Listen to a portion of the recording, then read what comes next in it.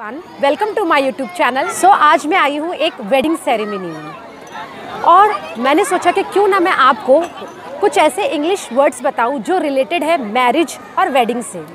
सब चलिए स्टार्ट करते हैं। क्या आपको ये पता है कि इंग्लिश में बारात को क्या कहते हैं? इंग्लिश में बारात को कहते हैं वेडिंग प्रोसेशन। तो अगर हमें ऐसा कहना है कि 2 बजे बारात आने वाली है तो इंग्लिश में कहेंगे wedding procession will be arriving up to 2 PM, यानी 2 बजे तक बारात जो है आने वाली है। शादियों में बहुत सारी रस्में होती हैं, जैसे कि मेहंदी की रस्म हुई या हल्दी की रस्म हुई, तो रस्म को इंग्लिश में कहते हैं कस्टम। कस्टम यानी कि रस्म। फॉर एग्जाम्पल दुल्हन के हमारे यहाँ क्या एक रस्म होती है इंडिया में, जूते चुराने की रस्म। तो इंग्लिश में अगर हमें कहना है कि इंडिया में जूते चुराने की एक रस्म होती है तो इंग्लिश में हम कहेंगे stealing grooms shoes is a custom in India. यानी कि ग्रूम का मतलब दूल्हा, स्टीलिंग यानी चोरी करना, तो stealing grooms shoes is a custom, ये एक रस्म है इंडिया में।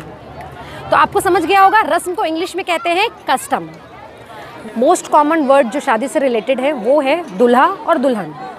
दूल्हा को इंग्लिश में कहते हैं ग्रूम, या कई बार हम ब्राइड ग्रूम भी कहते हैं, और दुल्हन को इंग्लिश में कहते हैं ब्राइड।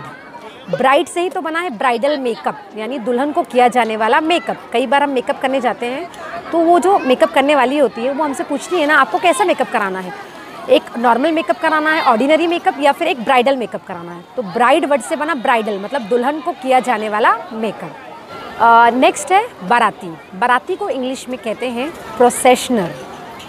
प्रोसेशनर, जैसे प्रोसेशनर यानी कि वो लोग जो गेस्ट होते हैं दूल्हे की तरफ से, उन्हें हम बाराती कहते हैं हिंदी में, और इंग्लिश में ही उसे कहते हैं प्रोसेशनर। खा रहे हैं, बाराती खाना खा रहे हैं, इंग्लिश में कहेंगे processioners are eating the food.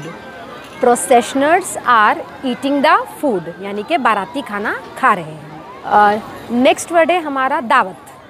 हम दावत में जाते हैं शादी पे, तो दावत को इंग्लिश में कहते हैं फीस्ट। FEAST, फीस्ट यानी कि दावत। Will you go to the feast, यानी क्या आप दावत में जाने वाले हो या फिर जाने वाली हैं। नेक्स्ट वर्ड है हमारा मायका।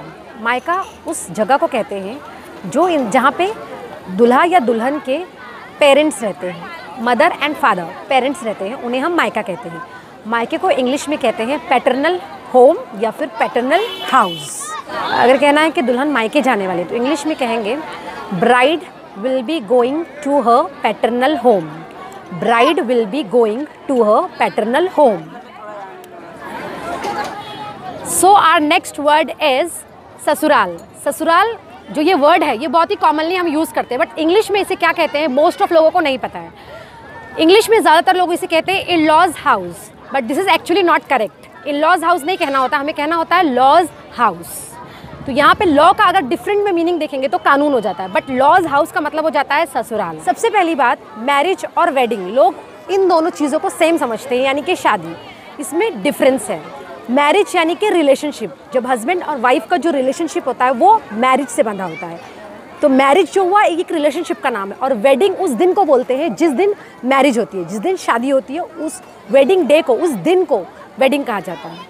तो होप्स हो कि आपको वेडिंग और मैरिज का डिफरेंस जो है वो समझ में आ गया होगा।